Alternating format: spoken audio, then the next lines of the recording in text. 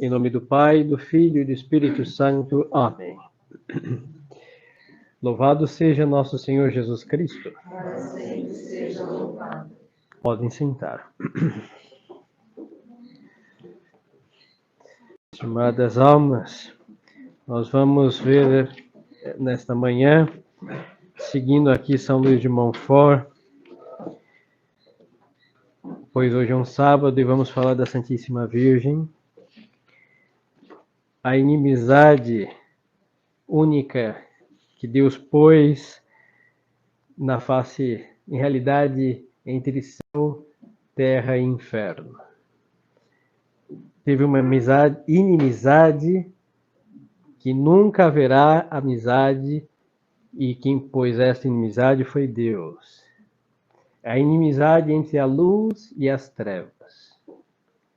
A inimizade entre os filhos da serpente contra a mulher. A inimizade entre, simplificando para as crianças, o bem e o mal.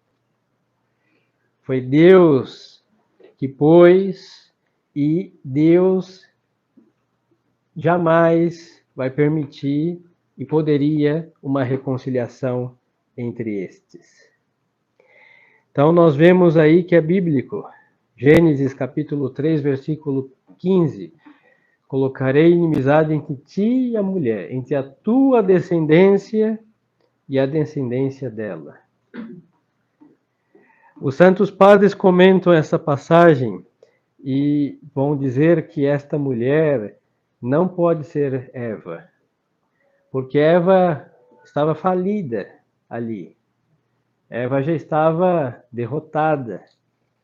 Então, é a mulher. A mulher, no sentido pleno, por isso vamos ouvir nosso Senhor chamar sua mãe de mulher. Mulher, ainda não chegou minha hora.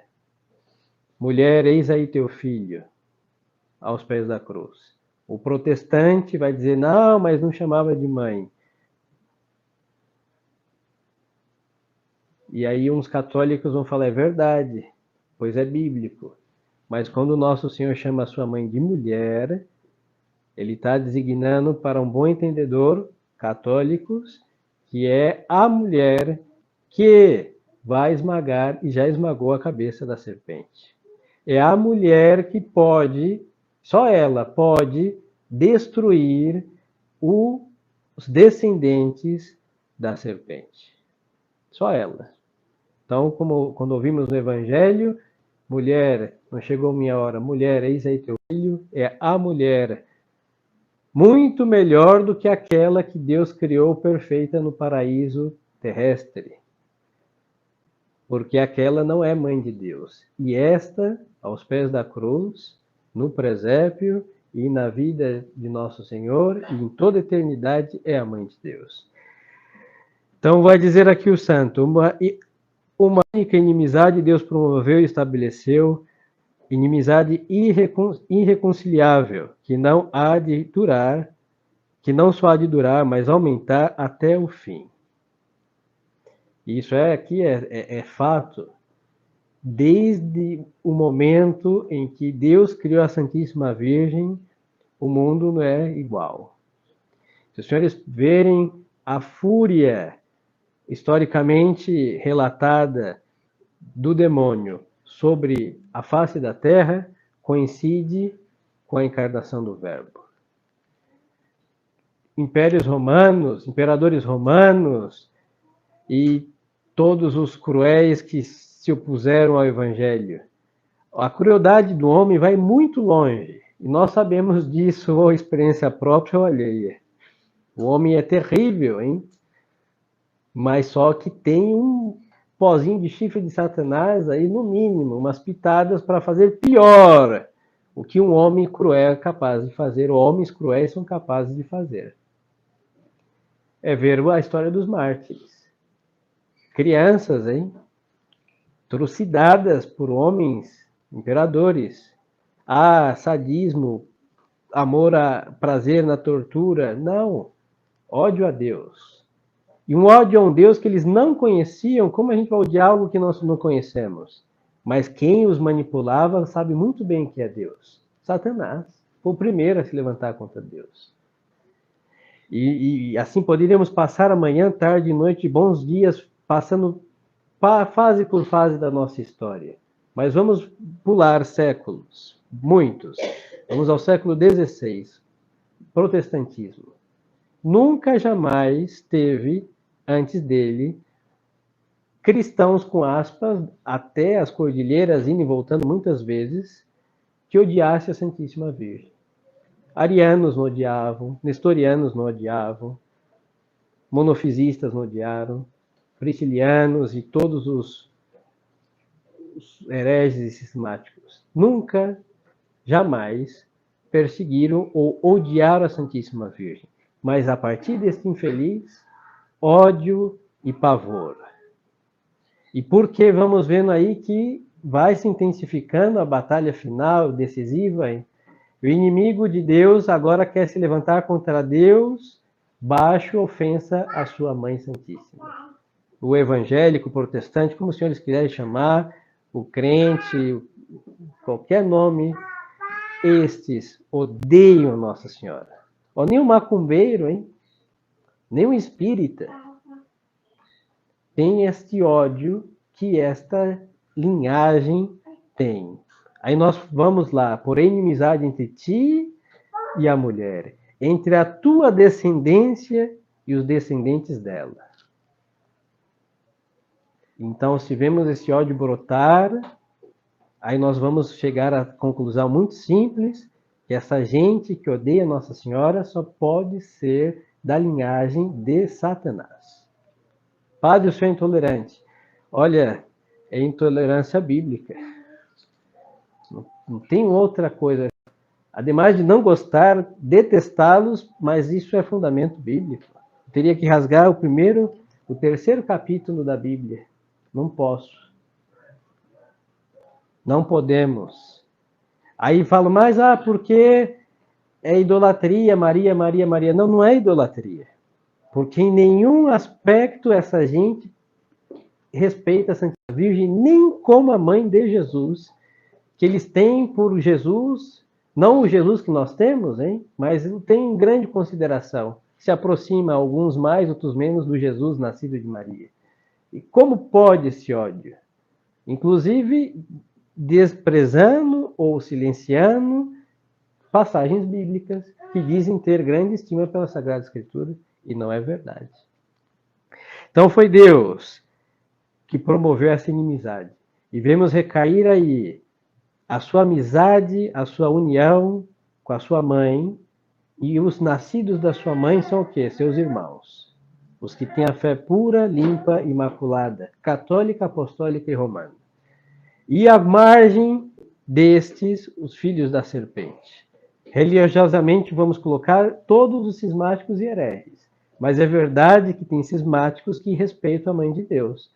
Os ortodoxos, entre aspas, ortodoxos, são heterodoxos, mas assim são chamados. Vamos chamar os bois com seus nomes. E alguns protestantes também, vamos ser justos, anglicanos, alguns, do seu jeito, mesquinho, mas alguma coisa. E até luteranos, dependendo de onde saíram, ou como se encontram, deve ter algum vitral de uma igreja que eles esqueceram de jogar uma pedra, porque a igreja do século XIII, XIV e XV, por amor à arte, não quebraram ainda o vitral, a imagem daquela igreja luterana, mas é uma imagem de escultura como qualquer outra para eles, que representa uma pessoa que está na Sagrada Escritura. Isso não é amor. Isso não é respeito, isso não é veneração. Mas vemos então duas descendências. Não existe uma terceira. A que não é da linhagem de Deus e uma que não é da linhagem de Satanás. Não existe aqui o indiferente. O indiferente da linhagem de Satanás. Não existe uma terceira linhagem ou descendência. Ou os nascidos de Deus, ou os nascidos da serpente. Inimizade entre Maria, sua digna mãe, e o demônio, entre os filhos e servos da Santíssima Virgem e filhos e sequazes de Lúcifer, diz aqui São Luís de Montfort. De modo que Maria é mais terrível inimiga que Deus armou contra o demônio. Então nós vemos aí esta onipotência de graça que Deus confiou à sua mãe sobre Satanás. Por isso, aquelas seitas satânicas, todas elas, mais ou menos orquestradas pelo inimigo, porque umas o diabo se esmerou muito, e na outra ele só aproveitou o péssimo que o homem tem para fazer sem Deus. Tem de todo esse tipo.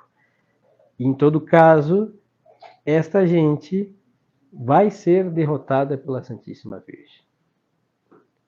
Nós falamos do triunfo do Imaculado Coração de Maria. Agora demos um salto 1917, 1920 alguma coisa, 45 em realidade.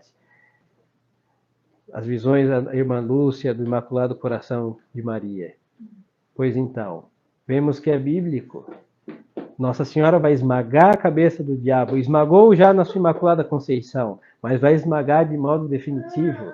Ele vai ficar sem cabeça, pelos pés imaculados da Santíssima Virgem. E junto com o esmagar a cabeça do pai da iniquidade, esmagam-se todos os filhos da iniquidade. Assim que o triunfo do Imaculado Coração de Maria também é o triunfo da nossa fé, da nossa igreja, da nossa religião, triunfo também dos soldados de Cristo que esperamos ser. E foi dada essa hora decisiva. Maria Santíssima, como Mãe de Deus, que vai acabar com satélites e com o próprio Satanás. Segue o santo dizendo: ela lhe deu até desde o paraíso tanto ódio a esse amaldiçoado inimigo de Deus, tanta clarividência para descobrir malícia dessa velha serpente, tanta força para vencer, esmagar e aniquilar esse ímpio orgulhoso, que o temor que Maria inspira aos demônios é maior que o que lhe inspiram todos os anjos e homens, e em certo modo, em certo sentido, o próprio Deus. Não que a ira e o ódio e o poder de Deus não sejam infinitamente maiores que o da Santíssima Virgem, pois as perfeições de Maria são limitadas, mas, em primeiro lugar, Satanás é orgulhoso, sofre incomparavelmente mais por ser vencido e punido pela pequena e humilde escrava de Deus, cuja humildade humilha mais do que o poder divino. Isso é bíblico, porque olhou para a humildade da vossa escrava. Por isso todas as gerações me chamarão bem-aventurado. E até o diabo, no inferno, ele tem que reconhecer, ele reconhece que ela é bem-aventurada. E nós estamos falando de uma pessoa humana. Há uma inimizade entre uma mulher, uma pessoa humana, e uma pessoa angélica. E não é um anjo de chifre raspado lá do paraíso, hein? Que caiu. É um anjo de autarquia, que vai ser vencido por uma mulher que se foi elevada à maternidade divina, mas se rebaixou diante de Deus, reconhecendo escrava de, coisa que o diabo odeia, a humildade da Santíssima Virgem. Por isso não existe, hein? Se alguma vez aparecer uma Nossa Senhora de alguma coisa e falar que o diabo a tentou, não tinha como. Nossa Senhora não poderia ser tentada por Satanás. Ah, mas Nosso Senhor foi. São tentações externas, são sugestões, hein? Porque a alma de Cristo está blindada pela divindade e a de Maria Santíssima pela sua alta virtude. Abismo. Então o diabo não tinha que lhe sugerir, fala mal da sua vizinha. Não tem como. Joga uma praga em Caifás. Não tem como. Busca a vingança pelo seu filho. Não tem como. Ela está conformada com a vontade de Deus. Duvide da presença de Deus que nos salvou seu filho da cruz. Não tem como, ela tem fé em Deus plena. Sabe que em 3 dias ele estará glorioso.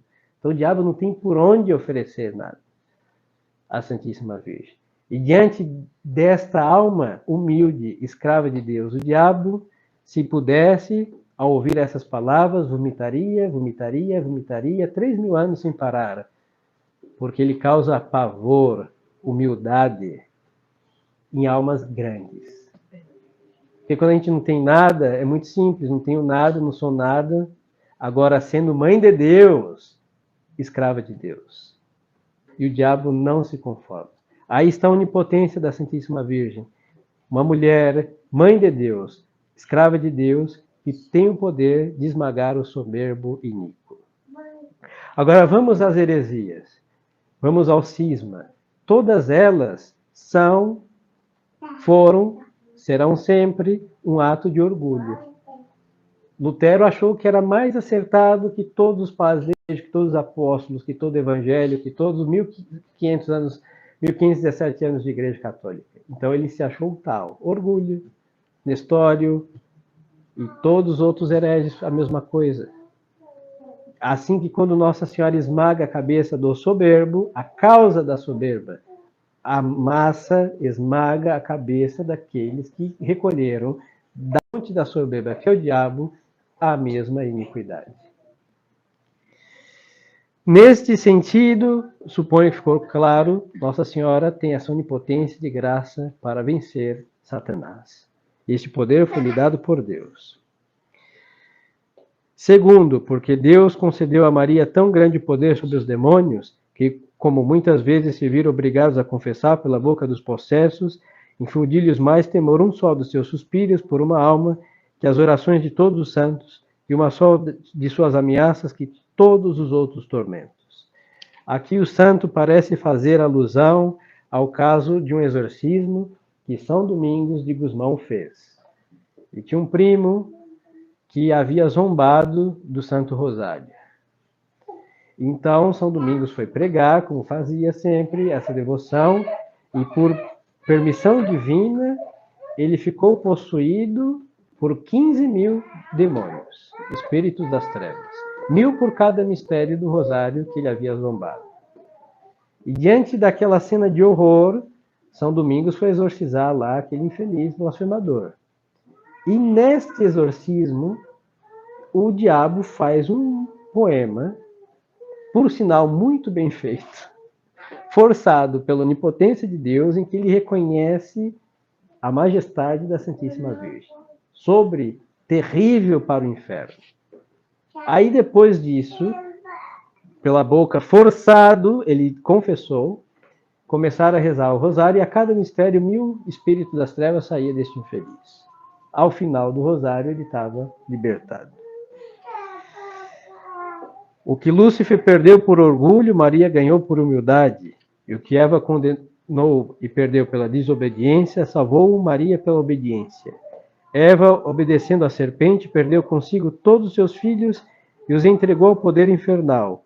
Maria, por sua perfeita fidelidade a Deus, salvou consigo todos os seus filhos e servos e os consagrou a Deus.